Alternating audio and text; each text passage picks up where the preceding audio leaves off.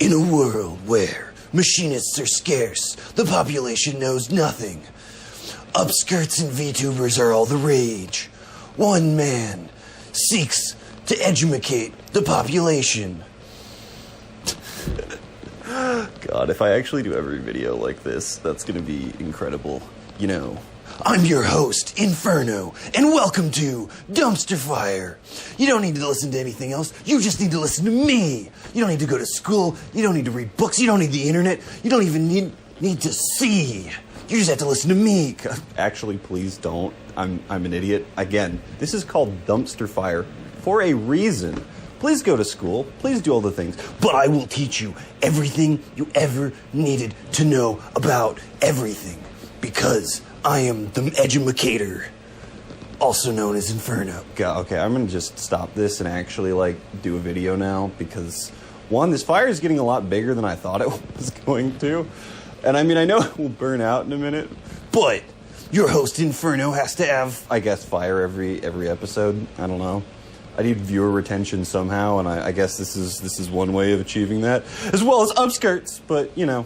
I don't think I'm going to do that much, and to be honest, I'm sure YouTube is already going to flag me for that shit. Yeah.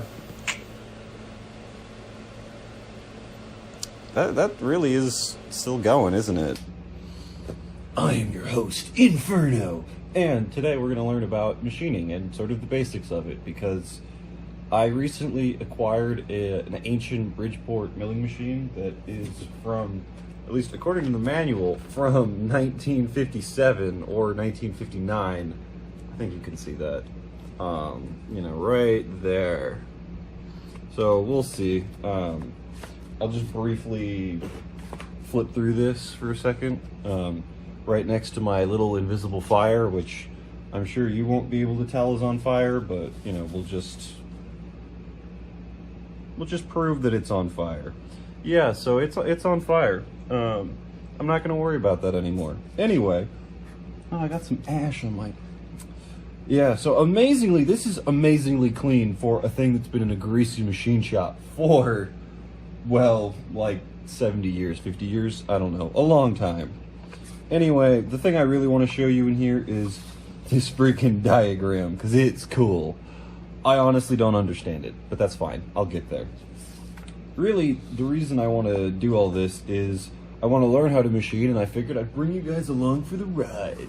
And maybe make it kind of entertaining, and that way you understand, you know, kind of how some things are made and how you would make things, and that you actually can, you can make money doing machining because it's manufacturing.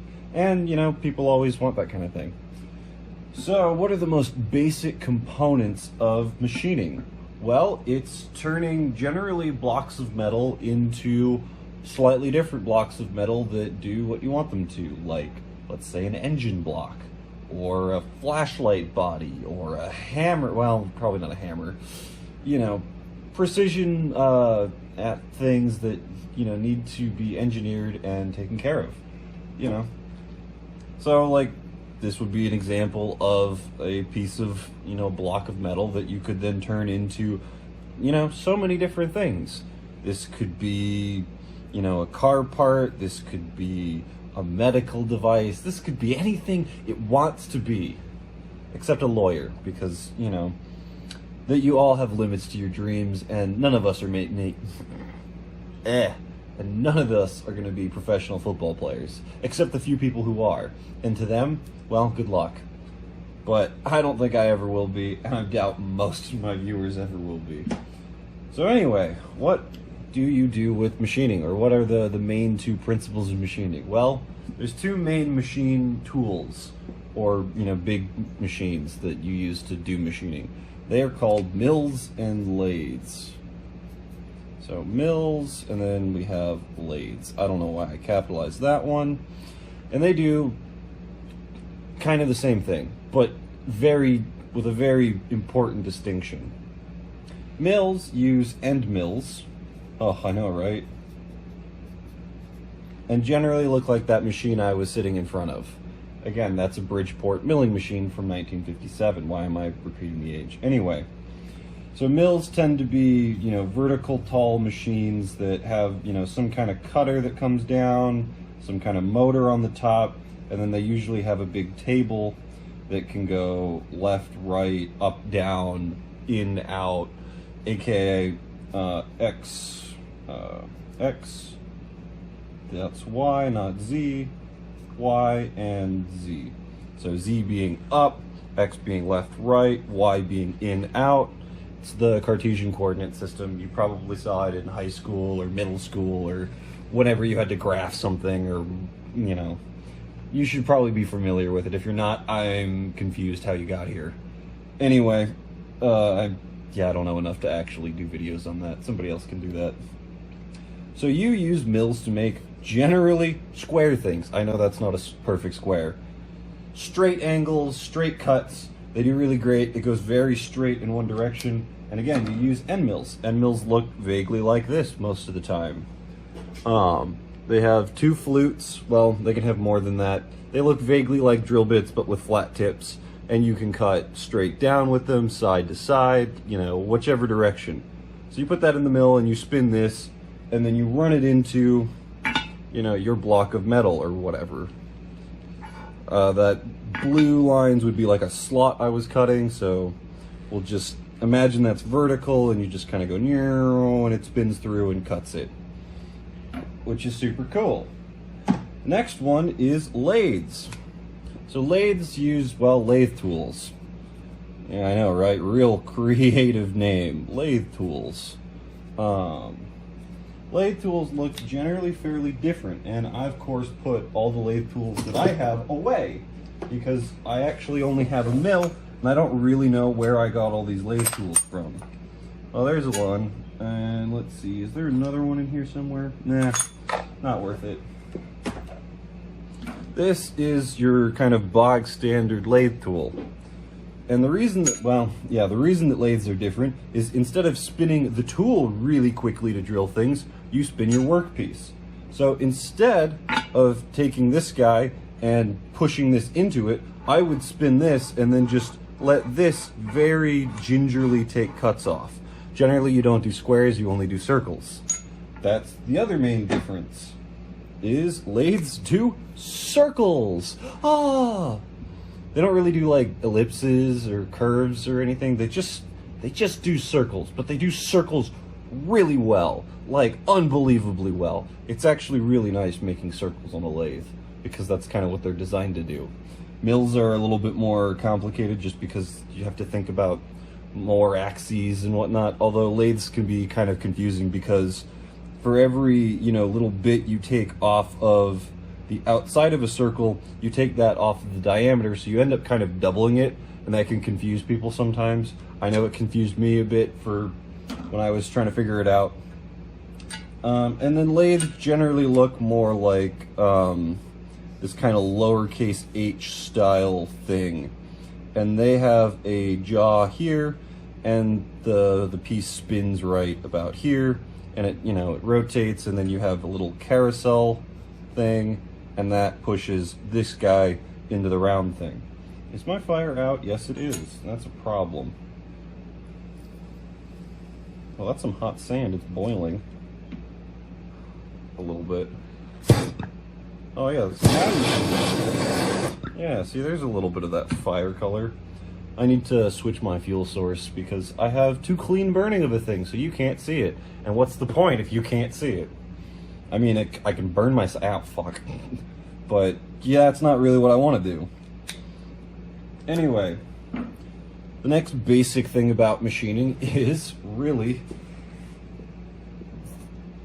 you might ask yourself, well, I guess you're probably not asking yourself about this, but I think it's cool, so I'm going to talk about it, which is machining is about putting energy, watts, joules, I guess horsepower, whatever, metric you use for energy, metric, to, define energy or how that works. Whatever you want to use for that, that's fine. But I think that it's a really interesting concept in machining because, you take this aluminum block or, this cast iron surface plate that I'm using as a whiteboard, which I probably shouldn't, I don't know. I got this with the mill for free and a whole bunch of other tooling, which I'll probably show you in a bit and do a time lapse of me sorting, because I have no idea what the fuck I have. Because, again, I'm an idiot and I don't know what I'm doing. But I'm your host, Inferno. Yeah, okay. Anyway. So it's all about actually being able to put energy exactly where you want it to go. And the best way that I kind of have to make an example of that is to grab this little tool.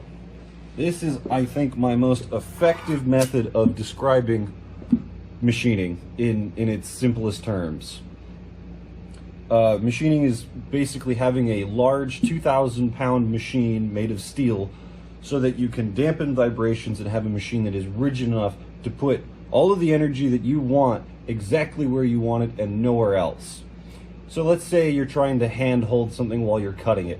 You can't perfectly, hold that to the table while you saw it. It's not possible, probably. Maybe I'm just weak, and, if you're like Saitama or something like that, you can just, but you probably would just punch it in half anyway, and, who gives a shit. So you have a thing like a vise that you have bolted to a workbench, which is then bolted to the ground, and the ground is fairly hard to move, generally. If I could move the earth, actually, I'd be kind of scared of myself. That seems like a lot of responsibility and power right there. Anyway, not the point. The point is, with this, I can actually cut pieces of metal by hand fairly easily. What you do is, it's called a deburring tool, and you just take it and you just run it along the edge. And unfortunately, this is a left-hand one. And as you can see, this aluminum is fairly soft, and I can actually just shave little chips off of it with this thing. It's not very quick, it's very slow, but I'm able to turn all of the mechanical and chemical energy in my arm and focus it on that point right there. Can you use that in focus? I don't know. But you can focus it right there. And then again, this is a nice sharp angle, so it's all the energy goes directly into this metal, right along that edge, that little razor edge.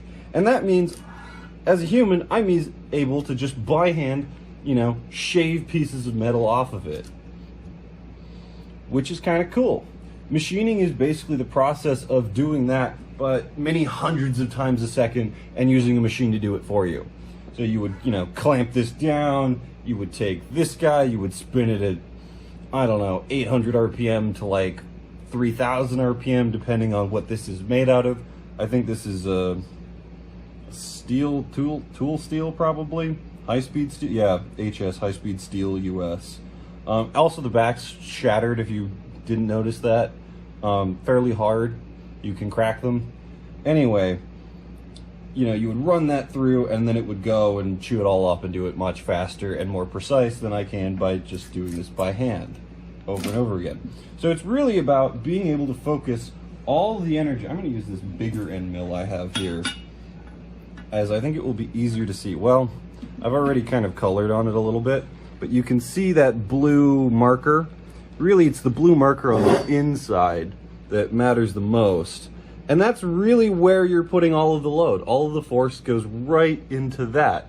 And that's how you can just shred metal. Because if I were to sit here and just, try and punch this aluminum block into the shape I wanted it to, I would never do it. It would just never happen. My hand would break, my arm would break, everything would be bad. It would be bad for me, and it would be completely fine for this block. Although I guess, I don't know, does rust affect aluminum? I don't think it does. Anyway, doesn't matter. However, if I very slowly just shave pieces off of it, I can very easily completely demolish this block with fairly little effort. At least on my part and on the machine's part. So that's the essence of machining, really. And I get to take you on the journey where I learn how to do it well, because currently I don't. And I really have no idea what I'm doing. In fact, I actually can't turn that mill on because I don't have 220 wired up yet. But the plug's in the mail, and, well, when it gets here, I'll put it together, and then we can actually make chips, as, the elder machinists say. The elder machinists. God, I sound like such an idiot. Anyway, as the Grand Master machinists know, putting chips on the floor, puts a smile on your face until you realize you've done it in the wrong place and you have to start over again. And it was like 6 hours of work, and now you have to sit there and spin some hand wheels and feel dumb about yourself. But that's okay. That's part of the learning process. And I'm going to bring you along for it and try and light a bunch of stuff on fire. That's still on fire. We'll just do this other paper towel as well. Yeah, see, it's still on fire. I don't really want to put this directly on the surface plate because a surface plate is a precision piece of machined surface. Hello, bud. You can go over there now. Yeah, see, I got a little bit of grease or something on there. And that's why I didn't put it on the surface plate, because the surface plate is meant to be a nice, precise, flat thing so that you can measure what you've done. Because machining goes down to, the size of human hairs. You can make cuts that are, within degrees of human hairs. You can count how many human hairs you are removing fairly easily. Do you want to remove 2 or 3 or 4? Because the precision in machining tends to be around, at least I'm using imperial because I'm in America, and I'm just going to go with that. So for inches, you have, your ones place, your tens place, your hundredths place, your thousandths plates, and your 10,000ths plates. So this is tenths, this is hundredths, this is thousandths, and this is 10,000ths. I'm gonna put a little comma in there. Yes, cool, that's all still in frame. And visible? Well, mostly. I guess I have some glare right here and I need to remember that. So I'm gonna try not to draw in there anymore and just leave that circle there. So, an inch, not very precise, right? It's an inch, it's a whole whopper. A tenth of an inch, also very big. You will see it if you look for it. It's pretty obvious. A tenth of an inch is quite large. Actually, I can show you just about how big they are with another machinist's tool, also known as calipers. These are meant for basically measuring a lot of things very quickly and easily. So I'm going to start with zeroing this. I just turned it off. My metrology is all right. I wouldn't say that I'm great at it, but we're gonna go to a full inch. This is a little bit over an inch. This measures very precisely, as you can see. This is an inch. Now, if we go to a tenth of an inch, see, now we're at half an inch. That's in the tenths place. Again, you will notice a half inch. A half inch is very big. An actual tenth of an inch is about this big, as you can see by those numbers. Can you read those? Yes, you can. Lovely. So that's a tenth of an inch. Again, you'll notice that. You can, put your fingernail in there. You'll see it. And if you're doing engineering things like trying to make an engine or a rocket or I don't even know, what else do people make? Blow torches, an iPhone, a camera, God, you name it. Anything that's precise, and you have an error of a tenth, you probably, your car won't run, your blowtorch won't work, you're gonna have problems. You can't actually do that. It doesn't work. So now we'll go down to hundredths. So we'll go down to 1/100th. Again, that's, I think, about the thickness of a piece of paper or some cardstock or something like that. It's pretty thin. It's, again, it's something you can still feel. Like you can get a fingernail in there. You can actually feel, like, if that raised up, let's say this surface had a 100ths sort of step up in the middle here, and I ran my finger across it, I'd be able to feel it. In fact, I can actually feel that right here, this is raised, probably by a tiny amount, in the thousandths region, I'm guessing.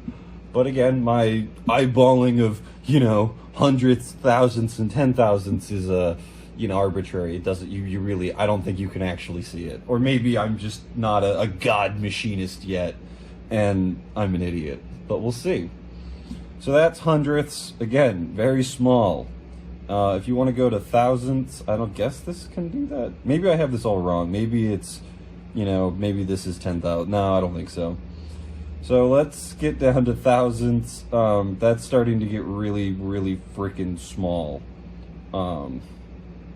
I can barely see that. It's hard to feel. You can sometimes still feel it if you're really being careful. Again, like, I can feel this tiny little bit of, corrosion or goo that got stuck on there and caked on, which is kind of a problem because, again, this is meant to be a very flat surface so that when you take a measurement on this surface, let's say you're doing the height of this, you actually can get a very accurate read anywhere on this surface plate. Or you have it set up where you do one part, you move it, and then you check the next one. And if this surface changes or isn't flat, it's going to corrupt all your measurements and all your data, and then you're going to put it together and it's not going to work, and you're going to sit there and you're going to wonder, how did I make everything in my life go wrong? And why does God hate me? So, to avoid that, you want to have a nice flat surface plate. Again, you can get by with a big sheet of plate glass or a granite countertop. Those are generally fairly flat for, the average person to find and not spend money on. You can also get small granite surface plates, probably like 12 by 8 off Amazon for like $30, which is weird to me because it's like they just ship you a 10-pound rock for $30 that is extremely precise. And I don't know why, but that just amuses me because we're at peak humanity. They will ship you a freaking precision ground rock in the mail, and you'll get it in 2 days. And it's like, but why? Maybe it's the most fundamental piece of humanity, because again, we all started with rocks, right? That was the first tool. Yeah, you're lit now. One of the reasons I like putting sand in is when it gets, usually the fire will go all the way down to the bottom, and then if you stir the sand, you can actually keep the fire going for a long time. Not that you can actually see that here, but you can, and I've been meaning to stir that a little bit more. And then 10 thousandths is, I think, about where human hairs are. They're somewhere between these two, depending on how thick or how coarse your hair is and what kind of hair you're measuring, if you know what I mean. Because again, coarseness is a factor. So I don't know if I'll actually be able to get into the 10 thousandths region with this mill. I think I probably can if I'm good and I know what I'm doing, which I don't. And so we're going to take you along that learning process. I'm sure I'm going to find a lot of mentors and master machinists in the comments who will hopefully help me. Or maybe I'll just find a bunch of memers and they'll all tell me terrible advice, and you'll get to watch me just blow shit up because I, blindly followed advice from the internet. Like the true Chad God that I am. Gone much farther than I expected. But anyway, thanks for coming. I'll be back, God knows when. But until then, remember, Inferno is the only person you need to listen to, and I will teach you everything you could ever want to know. There's nothing I don't know that you would want to know. Like, how to get married, or any of that shit, or how to do your taxes. You don't need to know that. I don't know it. You don't need to know it. It's perfect. It's fine. I know everything you need to know. And I thought this fire would burn a lot longer, but I guess it doesn't. Anyway, until next time, I'm Inferno. This is Dumpster Fire, coming at you live. It's not live. It's not live. What the f? Inferno keeps his nipples protected by metal studs. Fuck, actually, wait, is that where they... I've lost my nipples. Where are they? It's close enough. They're fully armored and completely prepared. Impenetrable.